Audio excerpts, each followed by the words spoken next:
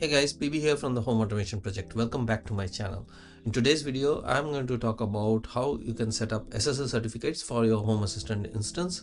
And in fact, the solution is going to work for any one of your local servers, not just Home Assistant. And if you are running a Frigate server, for example, you can also use the same solution to have a HTTPS terminated for your Frigate as well as Home Assistant.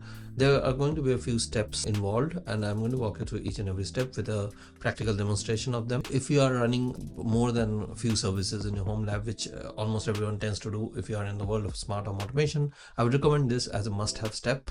Not only does it increase security within your LAN, but it also enables you to use these services in a much more advanced fashion. For example, if you are trying to cast your Home Assistant dashboard to your smart TV, you would probably need an HTTPS endpoint for that. Even though it is within your network. Similarly, if you have any kind of local cloud solution like a Nextcloud or Image or a TrueNAS, you might encounter quite a few scenarios where you will need a HTTPS terminated service, even though you're accessing everything from within your local LAN. As usual, this is going to be a pretty hands-on video, and I hope you enjoyed. Without further ado, let's get started.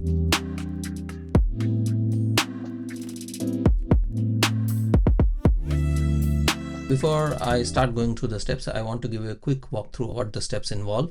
This is not a very straightforward setup, unfortunately, but I'm hoping that once I walk through all the steps, it becomes pretty simple and clear and you're able to do it on your own. So the first thing that you need will be a domain name. This is a unique identifier for your LAN IP. That's how the world uniquely identifies your personal home setup. This is a mandatory step. The site I am using for this is DynuDNS. That's the site that I have my free DNS services with, and it has been quite a few years now. I know there are a lot more popular options at the moment. I think DuckDNS is pretty popular. Cloudflare is available. But since I already have set up here and I have been using here for a while, I will show you the steps. Most of the cases you will find that the steps will be identical. Just the UI might be a bit different. Where you go to find the exact details will be different, but the steps should be more or less identical. So that would be the first step. Second step is you need to set up a way for your dynamic, in case if you have a dynamic IP from your ISP, which is the most general scenario, you would need to set up a way for this dynamic IP to be updated against your domain name. Otherwise, world out there or the internet won't be able to find your specific server from the internet if IP changes, because they will be looking up the domain name, and the domain name gets tied to the WAN IP, and if the WAN IP changes, it will not redirect to your server. We'll do that setup in pfSense. I'll show you how to do it. It's a pretty simple setup in pfSense. If you're running any other router software like OpenSense, also is very similar, but if you have a proprietary router setup, you might have to find it how you can do it. And my suggestion would be, if you are going down the route of a lot of these like running your own servers, running your own Homelab, you might considering some kind of pfSense or OpenSense firewall, because all these configurations, especially the configurations that I'm going to show you today, it kind of makes it much easier to have that. And if you have an existing router, you can just put it into pass-through mode and you can simply let pfSense do the firewalling. If you're interested in how to do it, I do have a video on my channel. You can go and watch that. Third step is getting or acquiring the SSL certificate. Now there are two ways you can do it. One is you can do a DNS manual technique. For example, let's say you are running something like Nginx proxy manager. First, you need to go to LetsEncrypt and you need to create a certificate there. But to validate that certificate, you need to give LetsEncrypt servers access to your NPM instance. Now, since your NPM will be running behind the firewall, it won't be able to access it directly, but you will need to open the ports. If you take a default installation of NPM, which is your Nginx proxy manager, it generally exposes the ports 80 and 443, which is your standard internet port. So you will need to go to your pfSense firewall, for example, and expose these ports outside world, and then do the validation with LetsEncrypt. The problem with this is twofold. One is obviously you need to open the ports to the outside world for a short period of time, but nowadays there are a lot of these port scanners running, and it takes them an instant to figure out that you have opened this port and maybe come back and exploit it at a later time. Second problem is that every time you go for renewal, you will need to do this again. So you'll need to open the port, otherwise the renewal won't happen automatically. So my preferred approach, and the one which I'm going to show here, is using a package in pfSense called ACME, ACME. So that's a package which does all this at the firewall level. So you don't need to expose any of the ports. Show you the steps here, how you can install the package, how you can set up the package. It's a two-step process. We'll go through that. It also allows you to set up auto renewal. There's a cron job that needs to be enabled on the ACME package, and it is going to keep track of your expiration of your SSL certificate. And the last step would be setting up Nginx proxy manager so that you can use this domain and assign it to subdomains. For example, let's say we configure a domain of example.com, and then what you can do is inside your Homelab you can name your services like frigate.example.com. So that's a subdomain mapping, or you can name it like homeassistant.example.com. So to do that, you will need a proxy manager. So that's going to be our npm or Nginx proxy manager. It's an add-on in Home Assistant, and I'm going to show you how you can set it up. You will need to export the certificates that get validated in ACME on pfSense and import it in npm for the end-to-end HTTPS to work. It's quite a few steps, but let us go through it one by one, and I hope that it should be pretty clear when we do it ourselves. Step number one, I'm on the control panel, and as I said, like other similar DNS services will have something similar, but not maybe the same exact UI. And here there's something called DDNS services. If you click here, so there are already a couple of entries because I've been using it, as I said, for quite a few years now. So what I'm going to do here is I'm going to add a new one from scratch. So let's hit add, and here you can see, since this is a free service, so one of the things that you'll see is these strange domain names, which is fine. I'm okay with it because I'm only using for my Homelab servers and I'm not using for any production usage. So this is fine. But if you are interested in getting a very nice name or choosing a proper domain name, you might have to sign up for one of the paid services. So in this case, maybe I'll use the domain dnsfree.com because I just like the sound of it. And host name, I'll just give THIP. So one thing with this free service, and I guess with most free services, is you don't get a star or a root level domain. So in my paid service, which I also use, there's another for my production scenarios. So there I can set up a root domain like a star.ddnsfree.com. So which means that when I name my Homelab services, I can go with frigate.ddnsfree.com. So that's usually how your domains are named, right?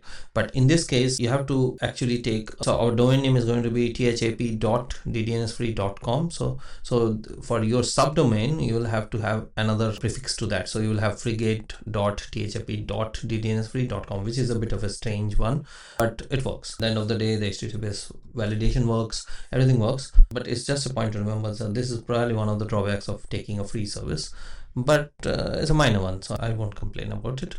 So let's hit add. So it says the domain name is taken. So let me try. I'll just try to change the subdomain, maybe freeddns.org. Let's try that.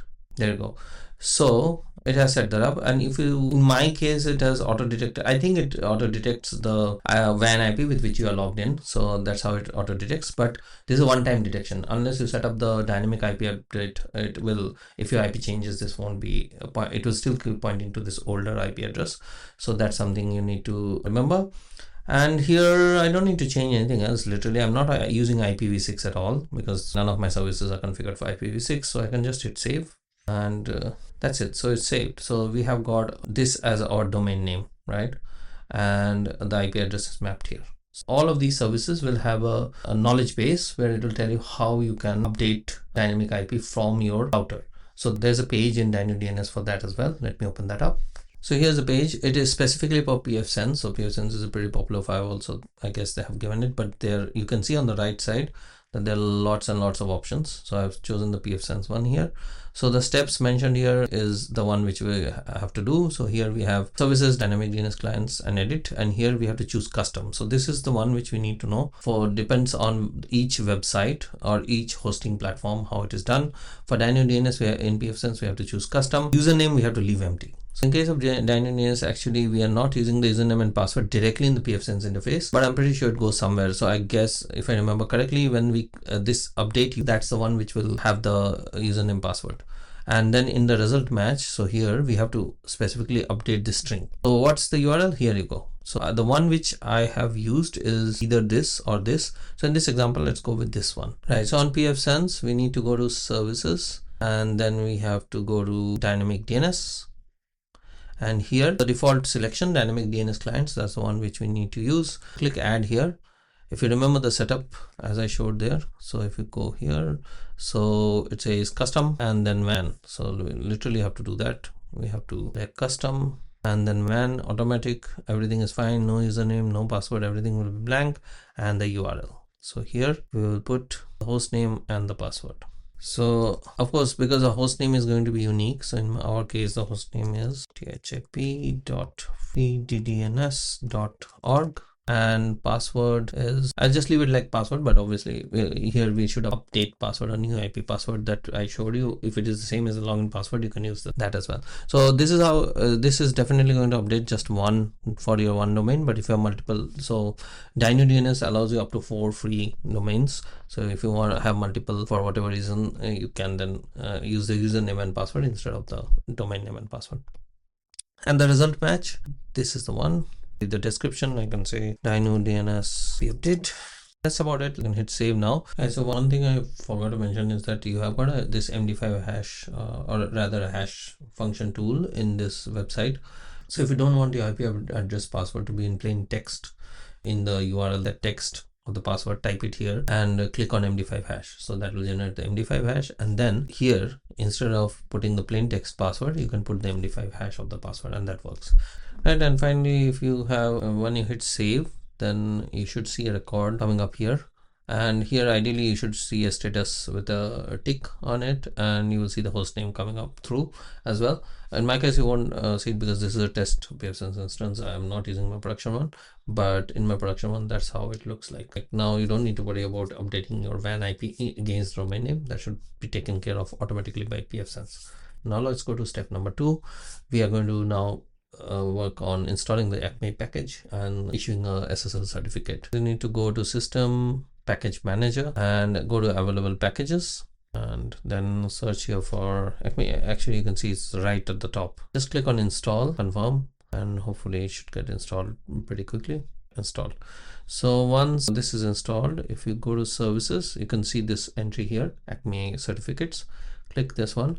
And now there are 2 steps of configuration, actually technically 3 steps that we need to do. The first thing you need to do is you need to set up the account keys, and then using that account key you need to set up the certificate.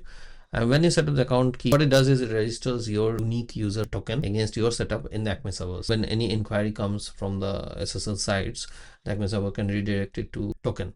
So that's the account key, and using that account key, then we are going to try and generate a certificate for using the LetsEncrypt service, which is for free. Go to this link here on ACME in the netget docs, and you can see the steps here. These are the exact steps that you need to follow, right? So let's quickly look at the steps. So first, account keys, click on add, and here you can give a name. I will just give DynuDNS account. You can see here directly suggesting the testing, and then the other option is LetsEncrypt production, which you should not be doing testing as production. So initially keep this selected. Once you issue the certificate and it is success, so the last step that you need to do is come here, switch it to production, and then just go and issue the certificate again. So leave it as staging, and then you can leave this empty and just hit generate new account key. So that should generate a new account key. This is for the first time registration, and then you hit register ACME account key, and then you wait for the result. So there's a tick, so that's done, and save. So now you have got your LetsEncrypt account key set up. Next step, go to certificates and click on add, and let's say DynuDNS cert, and description, this is, I will just say free cert. Status is active, obviously. Private key, you can just leave it like that. Renewal threshold, no need to change much except that. So you can see the account key has already been selected by default because there's only one. Obviously, if you have multiple, you might have to select it from the drop down. And then address family host, everything is fine. You can just ignore it. So the only thing you need here is a SAN validation method. There you go. So there is an entry for Dynu. So DNS Dynu. So once you hit this, so now what you need is the API client ID and secret from Dynu, and then the enable DNS alias mode. So SAN is something which you need, that subject alternative name, that which is the main thing that you're trying to register. But I would suggest putting the same in the DNS alias as well. This is where I've seen that some people are facing issues with renewal. So having that domain here as well, that is the solution that has been talked about. And enable DNS domain alias mode, I haven't used this, but maybe if you're facing any issues with recertification, this is something you can try. But the official recommendation is to keep it unticked. So that's what we'll do. So SAN is basically nothing but the domain name that we just set up. So it will be thip.vddns.org. So that's your SAN, but we should do a wildcard. So star dot, and then this thing in the DNS alias, we should have this. So you have a star dot here, which gives you a wildcard match, and then in the alias you should have this. And then you have to put the client ID and the secret. This you can find in the hosting website. And here there should be API credentials. So there's this client ID and secret, so auth 2. So that's the protocol that we need to use. So we need to copy this client ID and secret and then paste it here, the ID here and the secret here. So I've entered the client ID and password, and let's just hit save. Right, the name contains invalid characters. I can't use a space, so maybe just use a hyphen. Let's hit save. This is basically saving the configuration, but this hasn't issued the certificate.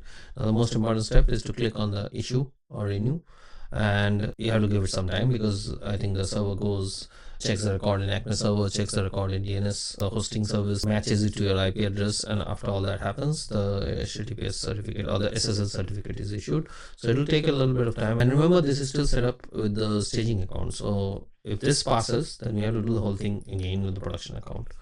I'm not going to do the steps of the production account because I already have a domain and everything set up. Let me pause the video and I'll come back once it's done. Right, so it is now successfully done. There's a huge piece of text that comes up on the top. I'm not showing the entirety of it because it contains the client ID and secret in plain text. I don't want to avoid that. So as you can see, it is basically what you're looking for is a green color, obviously, and the successful step and the tick here. The last step that you need to ensure, you go to general settings and then you click on enable. This kind of starts a cron job, and then you hit save. So now you have the certificate, right? But how will you use it? So you need to export the certificate. So now that you have this set up, you have to go to system certificates. Now you have to go to the certificates, and here you see the DynuDNS certificate. So this is where, and this is from the ACME provider. So here you have got this export certificate option. That's the one you need to click, and the export key. So you need to download both of these files and keep it at a common location. We are going to use that to set up our Nginx proxy manager. So this is going to be important. So let me do that. Let me export this, save, and export this and save. Once you have done the setup, I would suggest that you delete them. You can always export them later again if you want, but if you're storing in a common location, it's probably prudent to delete them later. Right, so all these steps are done. Last step, let's go to npm or Nginx proxy manager. Let's install it and let's set it up. So for npm, you can install it as a standalone Docker, which I have in my production instance. In fact, I have a backup npm as well. But if you want it very simple and it works pretty fine, you can just set it up as an add-on in Home Assistant. So let's have a look. If I go to settings, I'm on the Home Assistant dashboard here.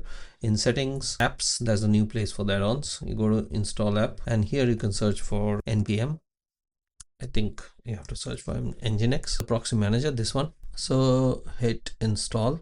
And let's wait for it to install. Right, so this has got installed, so you can probably switch on. I tend to switch on the watchdog and the auto update. So when you start this in configuration, you can see the ports that it is using. So 80, 81, and 443, all standard ports, because these are the standard TCP ports for your HTTP protocol, HTTPS protocol. So and the admin interface is 81. So that's the default. You could change this, not an issue, because the way we are going to use npm is totally internally for managing our Homelab services. We're not exposing them to the internet. Now let's hit start, and then you have this open web UI option. So you can just hit this, and this first time, I think there's a default. If you look at the documentation, there will be a default using the email and password. So admin@example.com and change me. So let's use this. So let's go ahead and put the default email and the password for the first time login and hit sign in. And as you can see, it asks you to edit the user. So ideally you should change this. The only thing we need to change is the address. Once you say update the email, it asks you to mandatorily change the default password, which is the change me. So I'm going to change that and hit save. And that basically creates you as the administrator here. And you can add a different user if you just want operational user and not the admin user. I'll just leave it at the default for now, and then go to the dashboard. Now here, first thing we need to do is to add SSL certificates, and then we can add basically host mapping or domain mappings. So in SSL certificate, click on add SSL certificate, and then this is the option LetsEncrypt. So this from here, if you remember I mentioned at the beginning, you can use a DNS manual option by exposing the ports 80 and 443 on through your router, and then doing the challenge directly on the npm server. So this is the option here. If you click on this LetsEncrypt, it allows you to go through those steps, and there's plenty of documentation available for that. But as I said, that's not there are lots of drawbacks of doing that. So what we're going to do, we're just going to hit custom, and then we're going to name it. Let's name it DynuDNS certs or SSL cert. And here we need to choose the certificate file, a key file, and the certificate file that we exported from pfSense in the previous step. So let's browse in downloads. So we have got the key, which goes first, and then we have got the certificate, which goes second. And you don't need an intermediate certificate, and you hit save. So the next step is go to host and then proxy host. Click add proxy host. So my home assistant here is this IP. Let's copy this IP and let's go to the proxy manager, and here scheme I'm going to use is HTTP. So the scheme is the one which is the internal scheme. So HTTPS is your termination on the npm will be HTTPS, because we are going to use a SSL certificate, but the scheme internally, since my current home assistant does not have HTTPS, so it will be HTTP. The IP will be this, and actually I copied the whole thing, but what we need to do is we just need to put the IP here and then the port here 8123 and then the domain name. So what I'm going to put here is HA dot. Now that's your prefix, or that's unique. The rest of it is going to be the DNS, the domain name that we put, DNS.org. And then very important, you need to hit this add button. So that's how you add the new domain name. And I generally tend to block common exploits. For Home Assistant, it's important to have the WebSocket support on, and you can't change this. This is publicly accessible. The next step, you need to go to this SSL tab, and here you should be now able to see the certificate that we selected, and then force SSL, HTTP2 support if you want, but I generally select these three and then hit save. And you can see it's online. So that is the last step that you need to do. If you now click on this, ideally it should redirect to the domain name, which is https:// then ha.thap.freedns.org, and that should take care of your HTTPS access to Home Assistant. It won't work in my case because of two reasons. I haven't switched from the staging to production, so that is basically sitting in testing environment. It won't validate in real time. And the other thing is I'm using this test pfSense. This is not my production pfSense, which is facing the WAN. But rest assured, this is the last step that you need to do. In the same way, you can set up multiple subdomain mappings here and use the same certificate, and it should work. One word of caution: if you do have another private DNS server in between, you might need to set up a mapping of the incoming domain, which is your star.thap. I would suggest a wildcard domain mapping, so star.thap.freedns.org in my case, mapped to the npm proxy, which is here. It is 10.10.50.12. So what happens is any inquiry for that then comes to the npm, and then npm resolves it to the subdomain. In conclusion, I would like to mention the alternatives. So there are other ways of achieving the same thing. Number one alternative is the Nabukasa subscription. So if you have Nabukasa subscription on Home Assistant, you can use their provided HTTPS option for accessing your Home Assistant instance. But obviously that means you can't do it for any of your other local servers. So that solves only for Home Assistant, but not for everything. This solution of mine will cover all your servers like your Frigate, HTTPS access. If you are using Image, which I do for my local photo cloud, if you are using Nextcloud, if you are using Bitwarden or Vault Warden for your password manager, everything, almost all of these, you will find the need to have a HTTPS certified website, and you can use this solution for all of them in one go. So that's one thing. The other option you have is a self-signed certificate, but it's not a very secure solution, and you cannot expect the same level of security. If in case any of your services get exposed to the internet, it will be pretty easy to hack. It still has its limitations, because every time you visit the site, you'll get this page which warns you about a HTTPS certificate being a self-signed one. So you'll have to accept it to move to go into that site. So that's one step of friction. But there are other issues that I've seen happens with that as well. Although this setup is a little bit of a pain and it's lots of steps to happen, but once you have done this setup, I would recommend, in case if you have more than 3 or 4 home servers running, I think it's worth it. And one last word of caution: I do not recommend using this method to expose your services to the internet. I would still suggest you use a VPN tunneling method. I have a video on my channel which shows you how you can use OpenVPN on pfSense for doing that, although I have migrated to WireGuard. So that will be all for this video. I hope you enjoyed it. If you did, do not forget to hit the like button and also subscribe to my channel for more such videos in the near future. I will see you in the next one. Till then, take care of yourself and stay safe and stay connected.